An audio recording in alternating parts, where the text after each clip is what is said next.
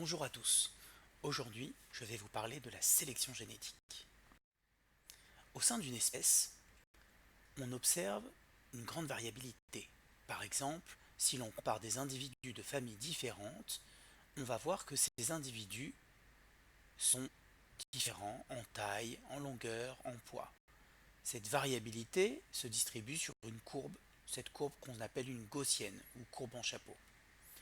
C'est le cas chez les poissons, mais comme chez l'homme d'ailleurs. Les poissons vont donc montrer des différences de croissance, des différences d'efficacité alimentaire, c'est-à-dire dans leur capacité à utiliser l'aliment pour grandir, ou encore des différences par rapport à la résistance aux maladies. La génétique explique une part importante de cette variabilité. On appelle cette part l'héritabilité.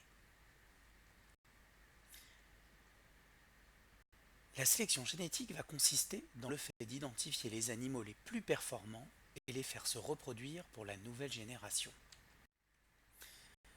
L'intensité de sélection va dépendre du nombre d'individus sélectionnés.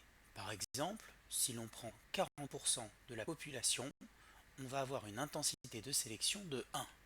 Si l'on réduit à 20% des individus les plus performants, on aura une intensité de sélection supérieure à 1,4.